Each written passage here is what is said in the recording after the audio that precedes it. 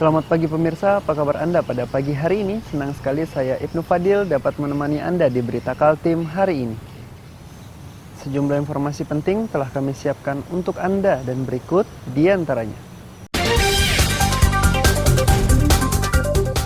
Pasangan suami istri penjual emas di Balikpapan ditangkap polisi.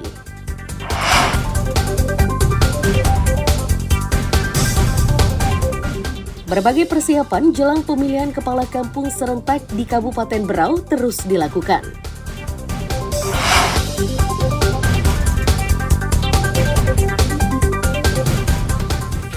Perajin tenun Badong di Kutai Barat dalam waktu dekat akan memiliki hak paten.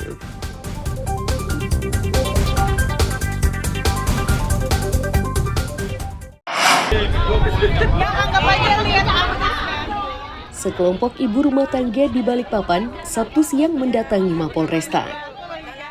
Itu terjadi saat polisi menggelar perkara penipuan penjualan emas yang dilakukan pasangan suami istri berinisial FR dan GA. Mengantisipasi kericuhan, puluhan polisi disiagakan saat gelar perkara berlangsung. Kasat Reskrim Polresta Balikpapan, Kompol Riki Ricardo Sibarani menyatakan kedua pelaku merupakan pemilik toko emas Galvin Store. Modus pelaku yakni dengan menawarkan emas murah melalui media sosial. Ulah pelaku terbongkar saat para korban memeriksa kadar emasnya di Pegadaian. Saat ini sudah seratusan orang yang melaporkan perbuatan pelaku.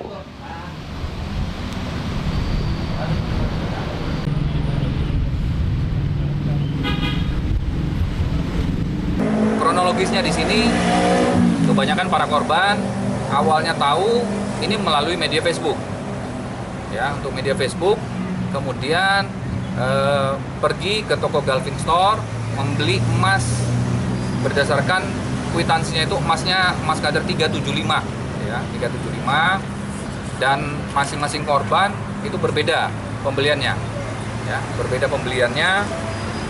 Kemudian pada saat mereka pulang dari situ, ya, mereka ke Pegadaian, ternyata emasnya tidak sesuai dengan yang mereka beli, kadarnya, ya, kadarnya tidak sesuai.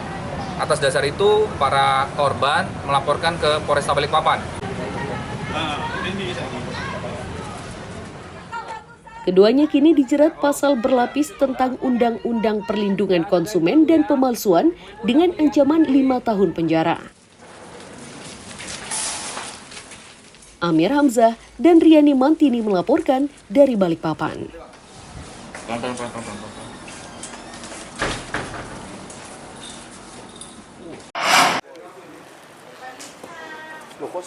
Puluhan bungkus narkotika jenis sabu-sabu siap edar ini disita polisi dari 2 tersangka. Keduanya ditangkap di sebuah rumah di Jalan Oto Iskandar Dinata, Gang Al-Wakaf, Sidodamai, Samarinda Ilir. Dari barang bukti yang didapat, Wakapolresta Samarinda, AKBP Eko Budiarto memastikan keduanya merupakan jaringan pengedar. Untuk menangkap bandarnya, polisi masih menelusuri asal-muasal narkoba tersebut. Polisi yakin mampu menangkapnya jika pelaku dalam keterangannya lebih terbuka.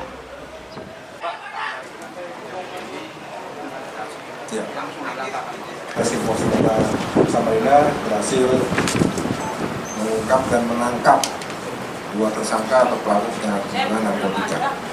Barang bukti yang diamankan itu berat 4,91 gram bruto. 4,91 gram bruto. Berapa poket? 21 poket. Peran kedua pelaku mengedar. Perannya dia mengedarkan barang-barang itu. Tersangka dijerat Undang-Undang Nomor 35 Tahun 2009 tentang narkotika dengan ancaman pidana 20 tahun penjara. Amir Hamzah dan Hashim Ilyas melaporkan dari Samarinda.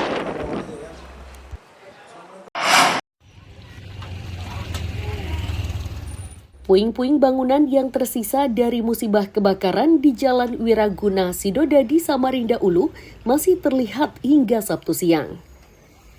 Dampak dari musibah tersebut, 9 keluarga kehilangan tempat berteduh. Sesaat setelah kejadian, para korban ditampung di tenda darurat yang didirikan tidak jauh dari lokasi kebakaran. Meski sudah disiapkan dapur umum, namun para korban juga membutuhkan bantuan berupa selimut, obat-obatan, dan pakaian layak.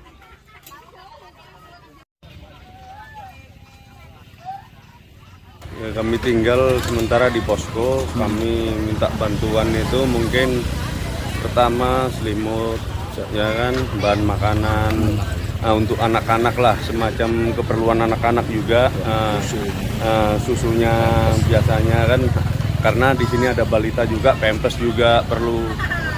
Habis itu yang dewasa-dewasa ini kan, yang orang tua-tua ini baju ndak ada. Itu aja kami sementara ini, yang penting bisa untuk ada tempat tinggal di posko ini. Wakapolresta Samarinda AKBP Eko Budiarto memastikan penyelidikan atas musibah kebakaran masih berlangsung. Ini dilakukan setelah muncul dugaan bahwa kebakaran tersebut akibat ulah seseorang. Agar hasil penyelidikan akurat, Polresta akan meminta bantuan forensik Mabes Polri. Begini, ini kan proses dugaan dibakar belum kita juga simpulkan, karena adanya dugaan dibakar oleh seseorang itu kan perlu adanya pembuktian, tentunya ahli. Jadi kan kita harus mendatangkan tim forensik dari Surabaya, supaya itu baru nanti kita akan bisa ungkap asal apinya dan juga dugaan tersebut. Sampai saat ini masih dalam proses penyelidikan oleh Satreskrim dan Polsek saja. Berapa saksi Pak yang diperiksa sudah saat ini? Nah, ini masih dalam proses untuk saksinya. Kebakaran di Wiraguna ini terjadi pada Kamis malam lalu. Berbagai upaya dilakukan warga agar api cepat padam. Hanya saja, bangunan yang rata-rata terbuat dari kayu menyebabkan api cepat meluas. Tercatat 3 bangunan terdiri dari 2 rumah tunggal dan 1 bangsalan 13 pintu yang terbakar.